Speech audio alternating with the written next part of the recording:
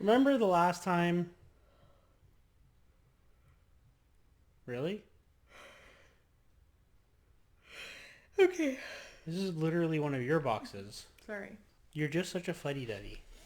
I'm an old lady. Yeah. Anyway, what I was trying to say was, do you remember last time we did Plant Club box and they included a coupon for Mother's Day and we discovered on the back of it that it said My Garden Box? Ta-da! My garden box.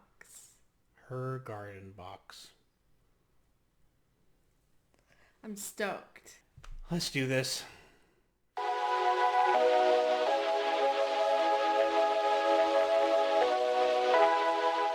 Hey everybody, welcome back to Box Pop and Beauty. I am Michael. I'm Kendall. And as you just saw, we are here with My Garden Box. I don't even remember any details about this box. I think it was like $50. This is actually a more expensive box. Says the guy who spends hundreds of dollars on comic book boxes and This is big pins. silly details that aren't even important. I can do this again. Look. What are you doing? Scrunching my eyebrows. You couldn't do that before? No, remember? Oh, because your mom injecting the hell out of your forehead? Yeah. Oh. Her mom does Botox injections. Shout out to Disappearing Act. Disappearing Act from Redding, California. Shout out. Is it known about the second location yet? Or is that secret? I don't know. There's a secret second location coming. Shh. Anyway, My Garden Box. The box itself is $38.50.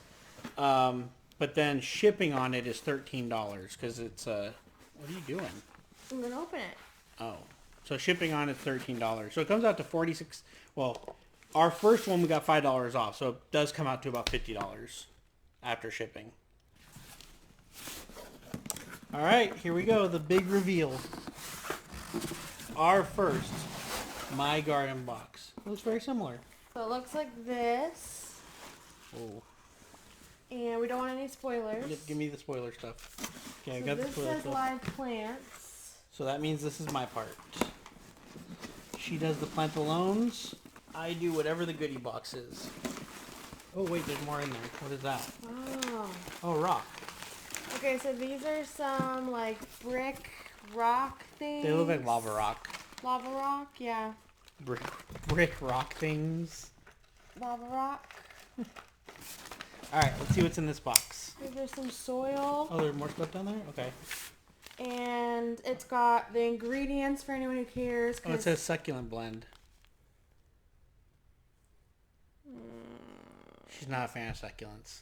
I don't like succulents. But, okay. The ingredients are pumice, pine bark fines, Canadian bark. sphagnum peat, and coarse perlite. Oh.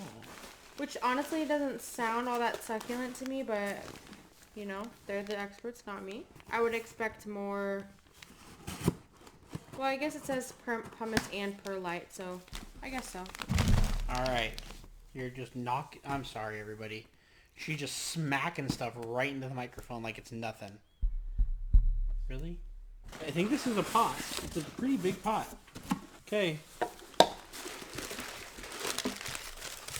Okay, this is pretty cool.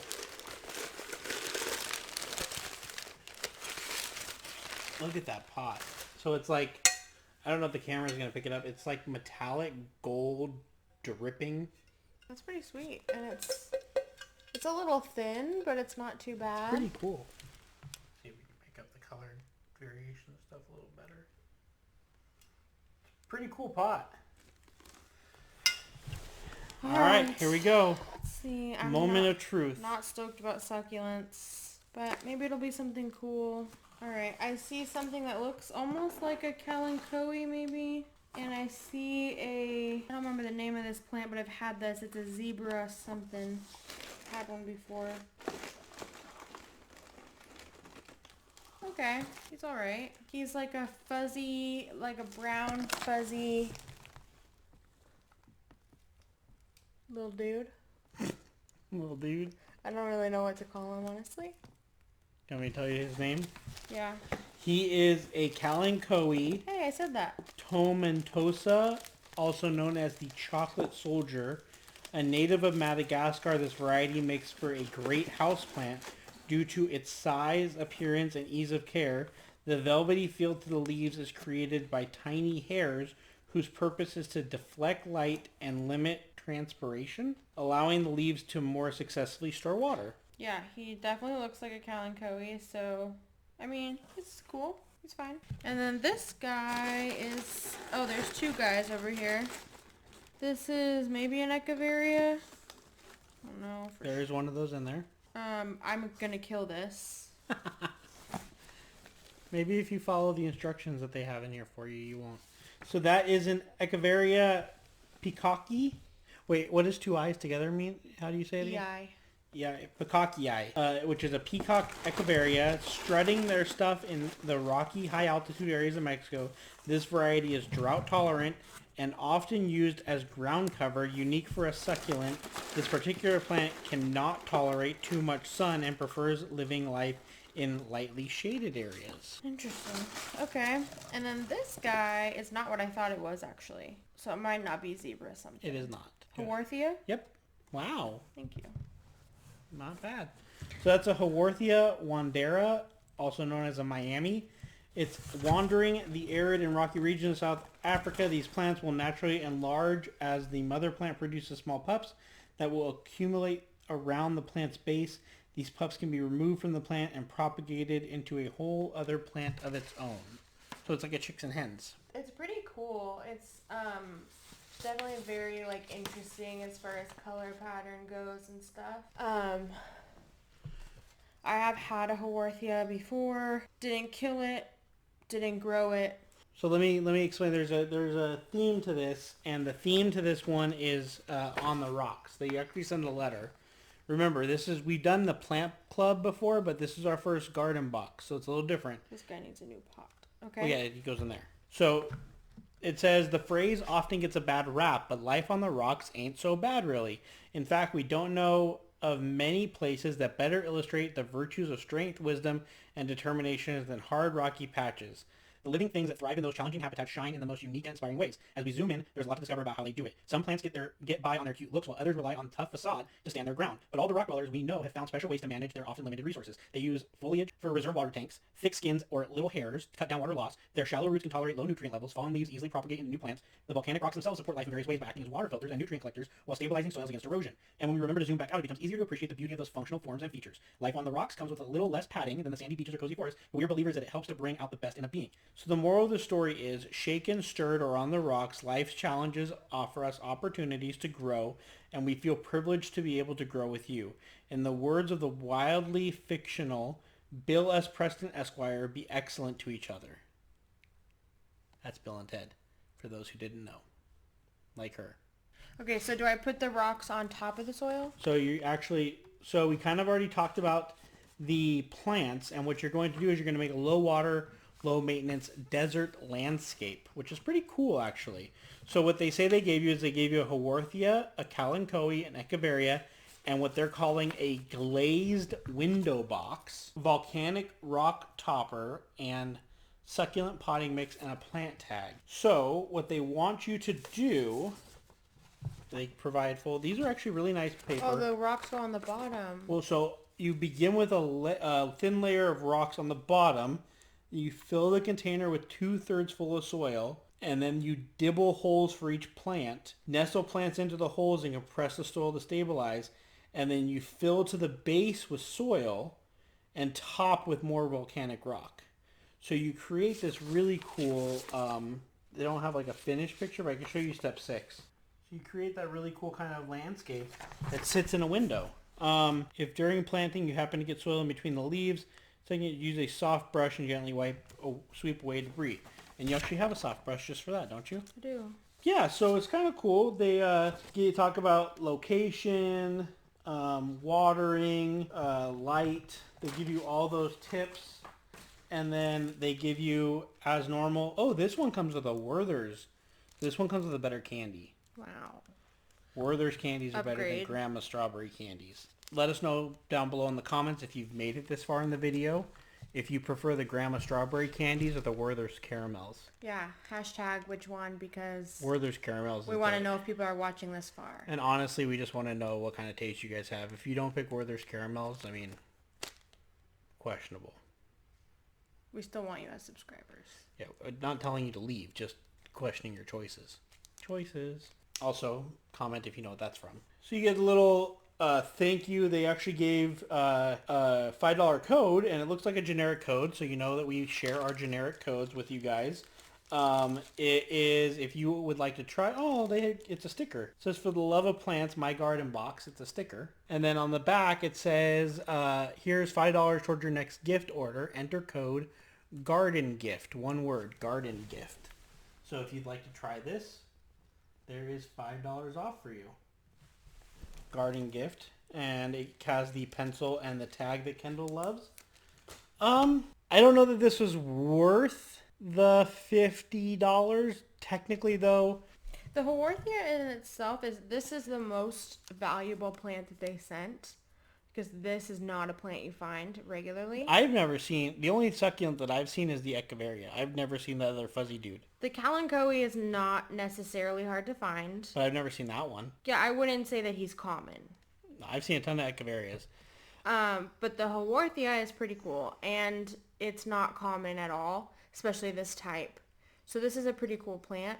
I think that the thing that hurts this box that maybe doesn't hurt the plant club as much is the shipping's kind of big. I mean, the $13 on a $38 box. I mean, you're talking about 1/3 the cost of the box you're paying in additional shipping. Yeah, and I also kind of think like they can do succulents in the garden, in the They also have a houseplant I think box. they have a succulent box. Yeah, and they have a succulent box. So like, why do succulents in the garden box? I kind of don't understand that. I don't necessarily want succulents, and I don't order the succulent box for that reason. So I'm confused about getting succulents in a garden box. Whereas like if they were to send like grow your own strawberries or grow your own tomatoes or something kind of interesting like that, that to me is a garden box. So Yeah, I'm a this little bit first box is a confused little bit getting of a, succulents. it's definitely a little bit of a miss for her, this first box. I would try it again. But absolutely. And I think that this this windowsill planter is really cool. That and that I'll use like time and time again, even after I kill these. I'll use that again. But She's real confident going into this. yeah, I'm gonna kill Real these succulents. confident. But I don't know, maybe the Haworthia might live. maybe the lava rock base, because lava rock being porous. I come from a big aquarium background. I love aquariums. I love marine life. So I know lava rock being basically land coral in a way. So there's a lot of natural biodomish type stuff you can create with the lava rock on the bottom. And I will say too that the quality of plant they sent is really good. Like these don't have, this Kalanchoe doesn't have dying leaves on it. This has a little bit of wrinkling and dying leaves on the edges, but it's an Echeveria, that's what it's going to do. And the Haworthia is super duper healthy. Yeah. It has a little bit of browning on the edges, but like overall it's very healthy. It is definitely root bound in there. So this pot is way too small for this plant, but they know you're going to repot it, so like what does it matter? So the quality of the plant they sent is good. So you're starting off well. And I definitely want to be clear, when I was trying to make sure that I'm saying $38 for this box, I don't actually think is that bad. You're probably looking at maybe, if you get a good deal, maybe like $5 a succulent at a nursery. So right there, you've got $15. Then you've got a little soil mix. You've got some lava rock. The lava rock maybe would cost you another $3 to $5. So let's go on the higher end and say you've got $20 now. Then you've got the soil mix, which if you want to even just throw in that it's a little $5 bag, you're now up to $25. And then you've got this pot, which can easily a pot like this can run you anywhere from $10 to $20. Sometimes pots like this are really expensive. Oh, sometimes a pot like that could be $30 at a so nursery. I definitely think the value is there. What hurts this box is the 1/3 shipping cost.